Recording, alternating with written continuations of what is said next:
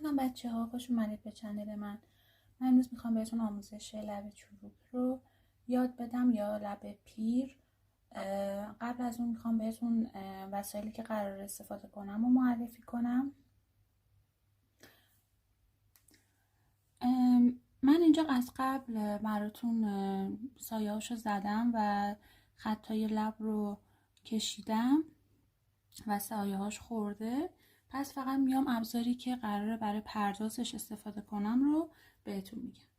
اول از همه من از پاکن خمیری استفاده میکنم برای قسمت هایی که کمتر نور داره، چون بافت رو خیلی خوب میندازه. بعد از اون شروع میکنم با مداد فرشه‌ای فابر کاستل و نوکش حتما باید تیز باشه. خطوطی که یکم نور بیشتری داره رو روی لب میندازم و برای نورهای بیشتر من از مداد از پاکن و در آخر من از پاکن مرازیرا استفاده میکنم، چون به شدت کاربردیه و بافت پوست رو خیلی خوب روی پوست میندازه. این پاکن به نظرم جزو اولویتاتون باشه حتما برای استفاده از پرداز پوست و بافت پوست. خب بریم پس برای آموزش لب چروک. اول از همه باید قسمت هایی که خطوط لب هستش رو یک دور دیگه با مفکن یا قلمو تیره کنیم که اون قسمت هایی که تیره هست به خوبی برجسته بشه.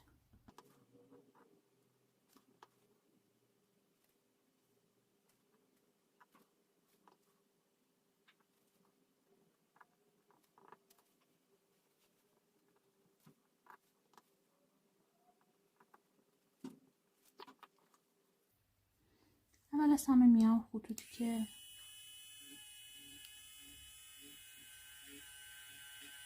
لازمه رو و نور بهش بیشتر تابیده رو با پاکن برقی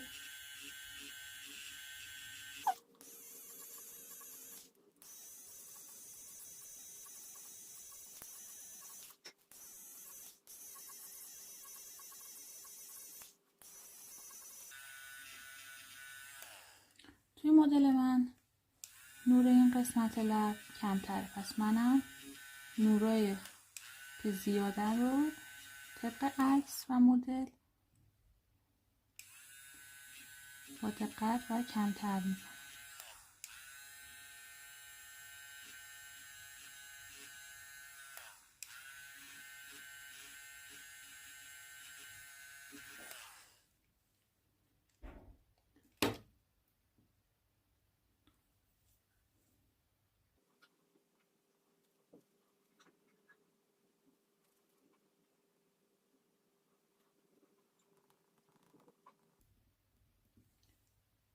همونجور که میبینیم پاکن خمیری بهتون یه طیف نور خیلی کم رنگ رو میده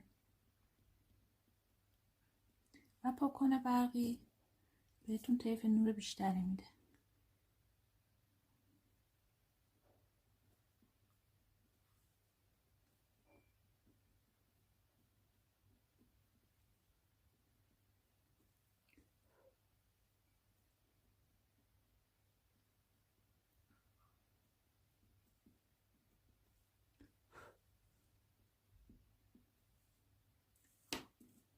من اینجا یه سری خطوط ریز میبینم، پس میام آروم آروم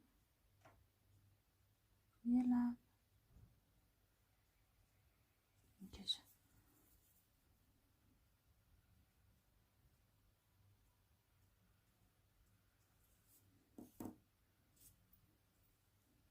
و اینجا با مداد فرشه‌ای فیلدش که هم سایه و هم نور رو داشته باشه. اینجوری خطوط لبتون خیلی برجسته دیده میشه.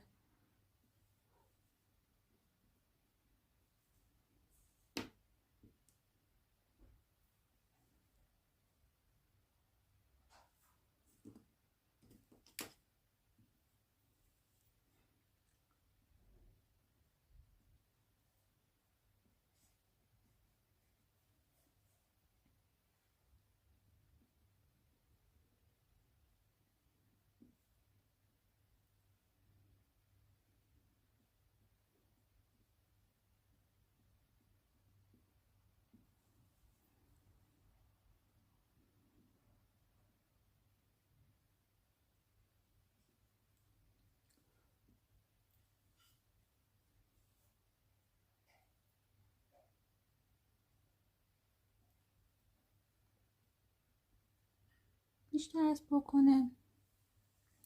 اتودی مونوزی رو برای خطوط صاف و ریز استفاده میشه که اون بافت رو بهتر بتونه بهمون بده.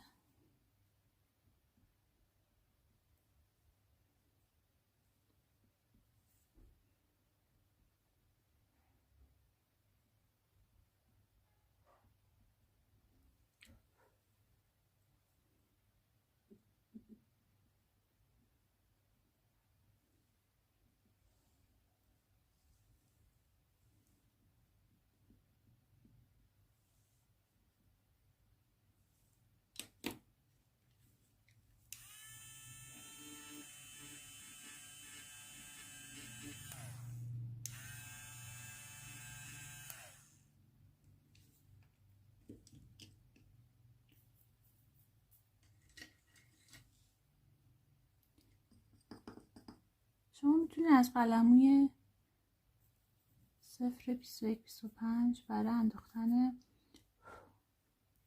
خطوط هم استفاده کنید.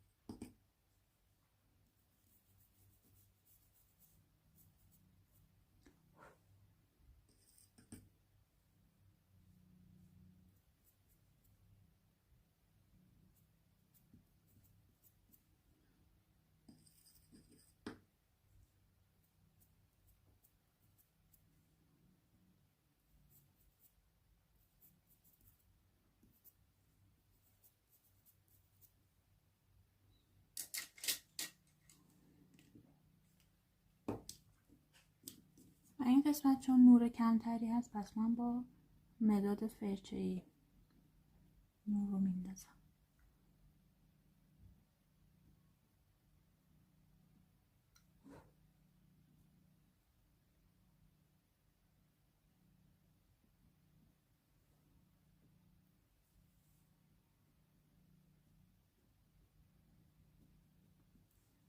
هرچی به سمت تاریکی میریم نور ما کمتر میشه، پس ما هم طبق مدلمون نور کمتری میدازیم. در سبک هایپررئال خیلی به جزئیات دقت میشه چون دقیقاً باید عین عکس نقاشی کشیده بشه.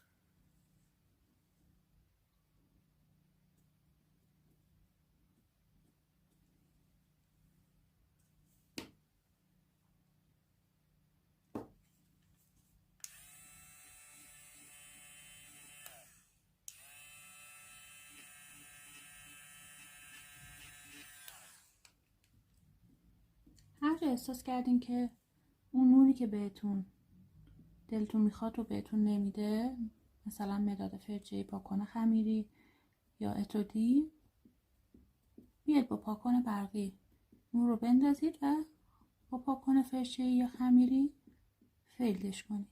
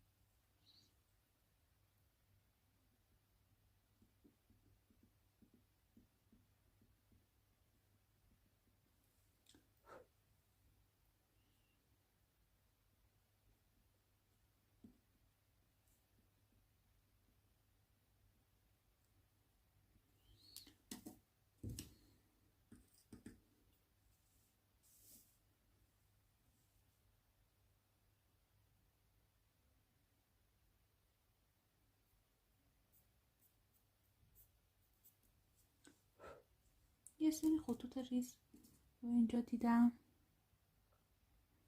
و اونها رو هم با قلموی 21-25 انداختم و با پاکن خمیری فیلدشون کردم.